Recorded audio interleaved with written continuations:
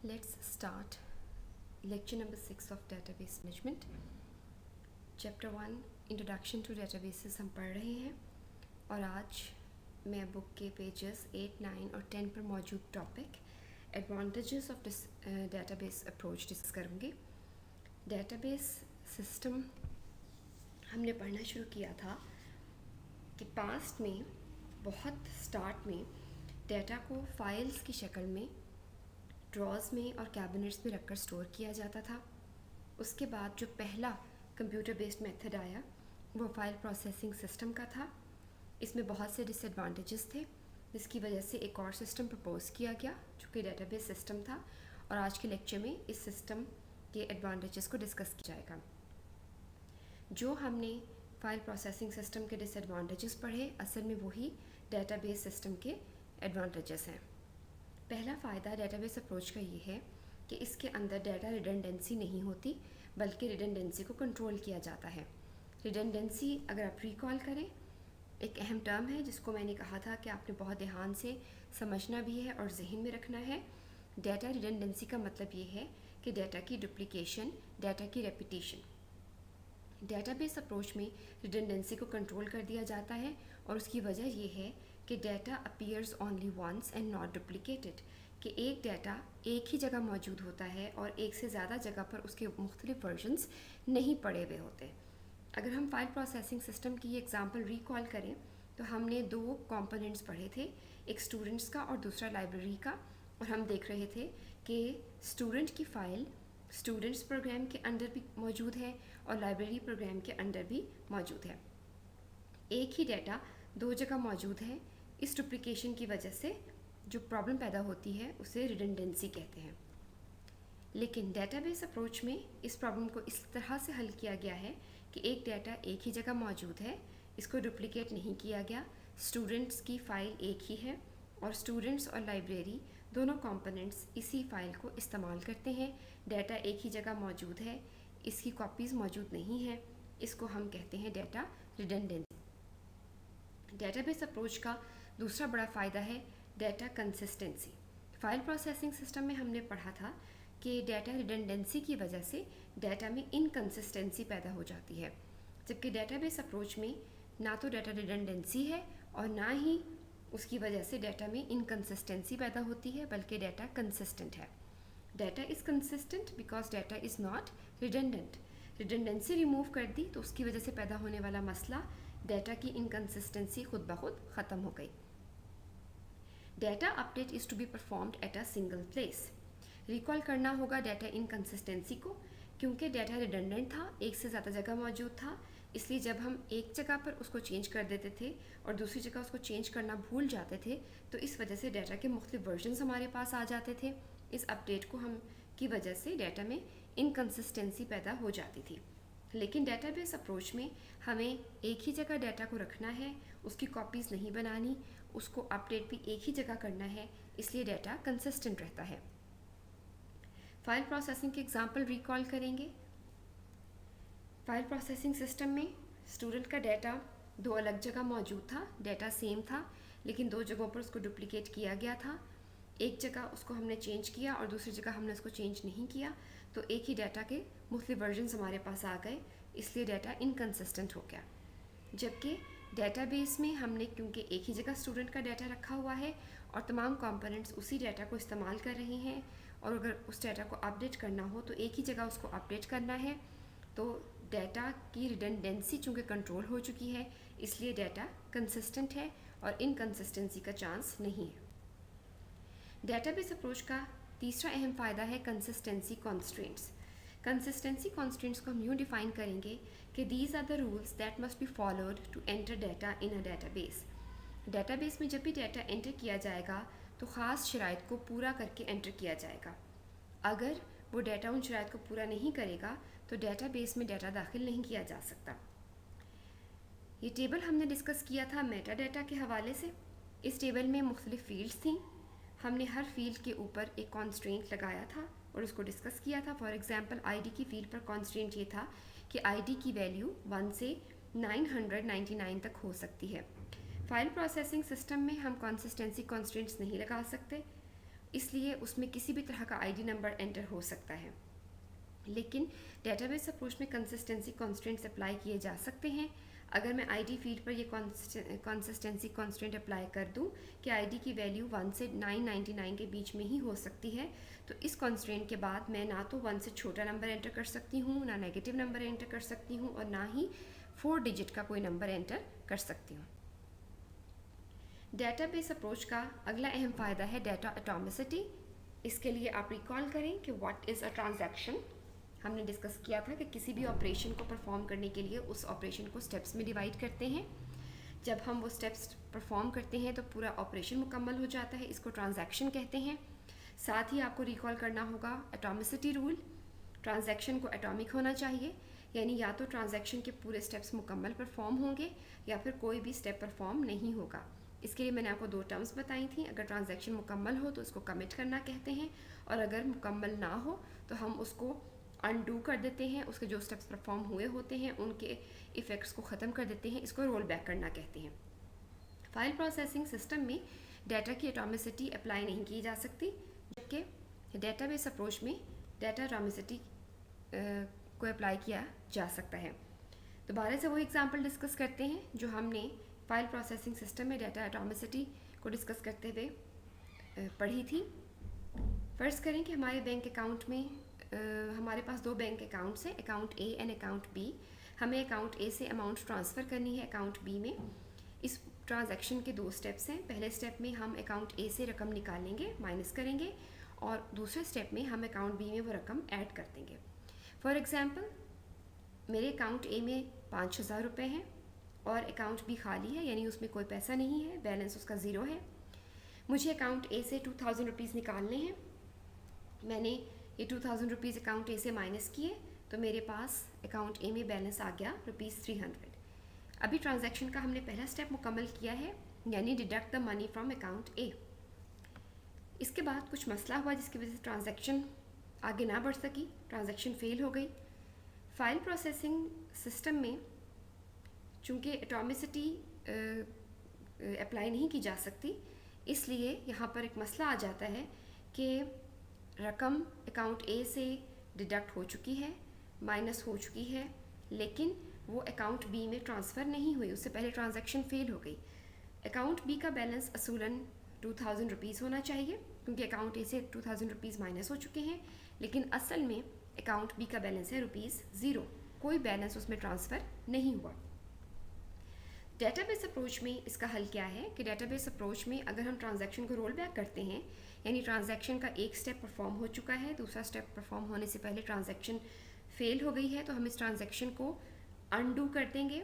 जो स्टेप इसका हो चुका है उसके इफ़ेक्ट्स को ख़त्म कर देंगे और उसमें हम वापस 2000 रुपीज़ की रकम अकाउंट ए में जमा कर देंगे, जिससे अकाउंट ए का बैलेंस वापस ₹5000 हो जाएगा और अकाउंट बी का बैलेंस ज़ीरो ही रहेगा। दूसरी कंडीशन में हम कोशिश करेंगे कि हमारी ट्रांजैक्शन मुकम्मल हो जाए, इसको कमिट करना कहते हैं।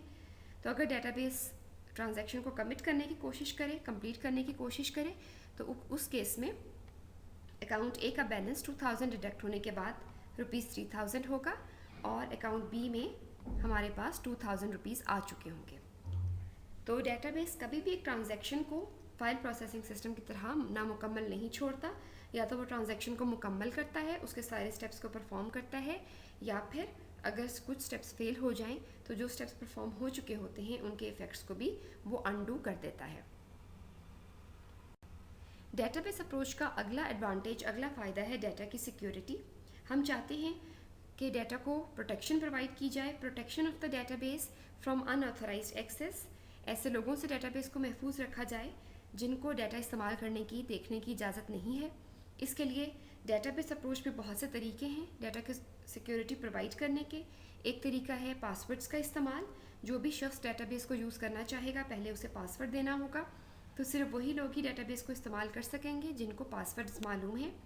दूसरा तरीका है एक्सेस राइट्स का, यानी यूज़र्स के अकाउंट्स जब बनाए जाएंगे तो उन अकाउंट्स के साथ उनको कुछ राइट्स दे दिए जाएंगे। हर यूज़र को डेटाबेस पर हर किस्म का ऑपरेशन करने की इजाज़त नहीं होगी। या मैंने आपको एग्जांपल दी थी कि जैसे डाटा एंट्री ऑपरेटर है, क्लर्क है, उसका काम है डाटा एंटर करना, वो सिर्फ यही काम कर सकेगा। और जो एग्जीक्यूटिव लोग हैं, मैनेजर्स हैं, वो डाटा पर मुख्तलिफ काम कर सकेंगे, डाटा को डिलीट भी कर सकेंगे, उसको एक्सेस करके रीड भी कर सकेंगे और उसको चेंज भी कर सकेंगे। डेटाबेस अप्रोच का अगला फ़ायदा ये है कि it has reduced development time. Database और उससे रिलेटेड एप्लीकेशन प्रोग्राम्स को बनाने में वक्त कम लगता है और उसका रीज़न डेटाबेस की डेफिनेशन में मौजूद है। Database is an organised collection of related data that is stored in an efficient and compact manner. Database की ये वही डेफिनेशन है जो हमने लेक्चर नंबर 4 में डिस्कस की थी।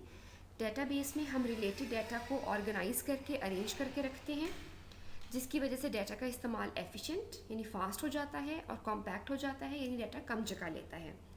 अब ऐसा डाटा जो ऑर्गेनाइज्ड हो उसके लिए एप्लीकेशन प्रोग्राम्स डेवलप करना आसान भी हो जाता है और उसमें कम वक्त भी लगता है। Programs to use such data are easier and faster to develop. इसके अलावा दूसरी बड़ी वजह कि डेटाबेस प्रोग्राम्स को बनाने में कम वक्त लगता है, उसका रीज़न ये है कि DBMS database management system provides tools for program development. DBMS वो सॉफ्टवेयर्स की कलेक्शन है जिसके ज़रिए हम डेटाबेस को इस्तेमाल करते हैं। और अब जो मॉडर्न DBMS आ रहे हैं उनके साथ कुछ टूल्स मौजूद हैं जो एप्लीकेशन प्रोग्राम्स को डेवलप करने में हमारी हेल्प करते हैं और अपने साथ एक यूज़र इंटरफेस भी प्रोवाइड करते हैं जिसके ज़रिए यूज़र DBMS को इस्तेमाल कर सकता है। चूँकि DBMS ये टूल्स खुद प्रोवाइड कर रहे हैं इसलिए डेवलपमेंट टाइम मज़ीद कम हो जाता है।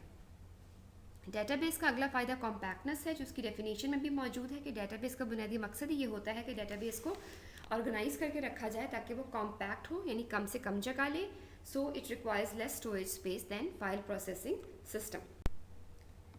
डेटाबेस अप्रोच का अगला फ़ायदा ईजियर रिपोर्टिंग है। Reports are important for decision making. Database में जब हम डाटा रखते हैं तो उसके बाद रिपोर्ट्स इसलिए जनरेट की जाती हैं ताकि हमें आगे फैसला करने में आसानी हो। डेटाबेस में data is organised in database which makes reporting easier and faster. क्योंकि डेटाबेस में डाटा ऑर्गेनाइज फॉर्म में रखा हुआ होता है, तरतीब में रखा हुआ होता है, इसलिए रिपोर्ट्स का अमल आसान भी होता है और तेज़ भी होता है। यहाँ पर वही टेबल है जो हम पहले डिस्कस करते आ रहे हैं। यहाँ पर स्टूडेंट्स की डिटेल्स रखी हुई हैं। अब टेबल की फॉर्म में डाटा ऑर्गेनाइज हालत में मौजूद है। अब इस डाटा से किसी भी किस्म की रिपोर्ट तैयार करना बहुत आसान है। फॉर एग्जांपल अगर मैं चाहूँ कि अल्फ़ाबेटिकल ऑर्डर में फ़र्स्ट नेम को अरेंज करके स्टूडेंट्स की डिटेल्स मुझे मिल जाएँ तो वो भी हम ले सकते हैं। इसी तरह ईयर ऑफ बर्थ को अरेंज करके ओल्डर टू यंगर स्टूडेंट्स की डिटेल्स हम ले सकते हैं। या फिर अगर मैं ये जानना चाहूँ कि मेरी क्लास में इस वक्त कितने स्टूडेंट्स मौजूद हैं, उनका काउंट, तो ये सब चीज़ें बहुत आसानी से डेटाबेस के टेबल से रिपोर्ट की शक्ल में हासिल हो सकती हैं। इसके अलावा डेटाबेस अप्रोच में रिपोर्ट्स के अंदर चार्टिंग और ग्राफ वगैरह डालना बहुत आसान हो जाता है जिसकी वजह से रिपोर्ट्स को पढ़ना ज़्यादा आसान हो जाता है। डेटाबेस अप्रोच का अगला फ़ायदा डाटा शेयरिंग है। Database can be used by several users in an organisation. एक ऑर्गेनाइजेशन में डेटाबेस बहुत से लोगों के इस्तेमाल में आ रहा होता है और लोगों के अलावा different applications, different software programmes भी डेटाबेस को इस्तेमाल कर रहे होते हैं।